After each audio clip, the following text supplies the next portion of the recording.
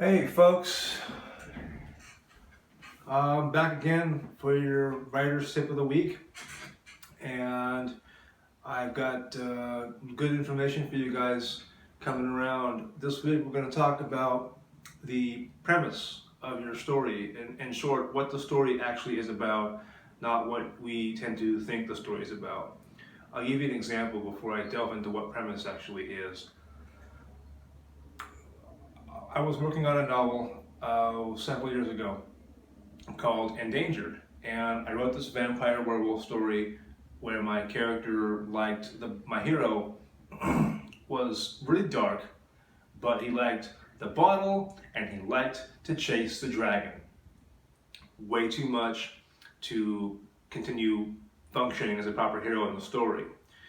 And when he finally meets the heroine and her mate, because they're a bisexual couple, I had issues with that, and they were trying to save him, but what it boils down to is I wasn't entirely 100% sure of what the story was about. And then I thought about this when Red Sage offered me the contract, because they have paperwork that they do at the time where they ask you a ton of detailed questions about the book for marketing purposes, for cover art purposes, all this stuff. And it was great because it made me really rethink about what the story is trying to say and how to go about that.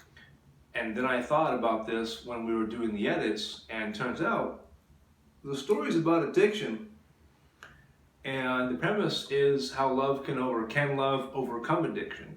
Because my character, my hero Joseph, liked to drink too much because his pain was so great from all the things he'd done as a rogue police officer, to the fact that one of the things he did trying to protect somebody was go undercover into the crime organization and become a heroin junkie on a version of the drug that I created that is like that addictive.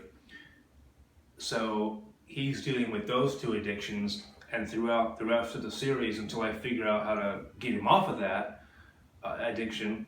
And when I say addiction, I mean it doesn't matter what. Violence, sex, booze, drugs, whatever he gets his hands on. That's his addiction. Isabella, who is actually the side character, is addicted to her flawless logic. Always, always, always with the logic. And Livia, the heroine and soulmate for the hero, has her own addictions too, but you have to grab the book to figure that out. When we were talking about Margie Church's book Razor back in, I think, 2007, I don't know, she'll correct me if she ever sees this video. Razor, she was working on the blurb, and Razor effectively is a BDSM light book about polyamorous relationships. And that's what she thought the book was about in terms of how to write the blurb. I said, what's the real issue? She says, what do you mean? I said, what are the characters dealing with? And we broke it down into basically figuring out what the issue of the book was, and it's a human emotion.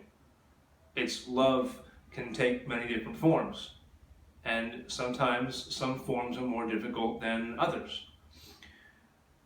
So that's the issue. So what is the premise of the story? And what will that do for you when you understand it? What the premise is the human emotional issue that you're trying to discuss or deal with when you write the story. Many writers think that when they write a story, they simply play a what-if game and then let their minds spin around and around and around and around the scenarios until they finish the story, which is one way to do things, but there's no definite guarantee that that will sell books. You may have to deal with, if you are a writer who writes by the seat of their pants, you may end up having to backtrack several thousand words, which can be painful. You may end up with flaws or plot holes you haven't solved. All kinds of problems can arise from that if you don't understand what the premise of the story is. If you're a meticulous plotter, then maybe it becomes difficult to figure out each key point in the story, especially if you use a 4-act structure, which we'll also cover in a later tip. if you understand the core human emotional issue, then you understand what you really need to have for a story that sells really well and is really well written and is very tight, is how each of your characters portrays that issue. And those issues are love or hatred or trust or elation or lust. Lust is an emotion to me. Betrayal, revenge, hatred. All these things are things that your characters are going to go through and portray differently. Look at the Batman movies. Batman versus Joker. It is two sides of the same coin. There are two sides of the same coin. They really are. Which one's the actual insane one? I know there's a theory about Batman being in Arkham and having made up these characters who are just regular people but having portrayed different aspects of his psyche, which is also an interesting theory, but I'm not buying it. Anyway, so get into that core issue in your story, understanding what the human question is. That's how you write your stories quicker. Because no longer is there a question about what do I have to write next. The question becomes, if you're going to put a character into the scene, you would normally ask, how do they behave? Well, when you understand which side of the emotional coin they're on, and there can be multiple aspects, there can be levels, then you know how they're going to act.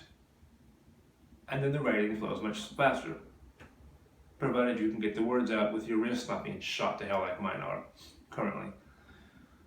But that's what the premise is. It is simply the human emotion you understand when you write the story. I would strongly suggest you, at least if you're not a heavy plotter, put that down in your notes as to the premise and ask yourself that question.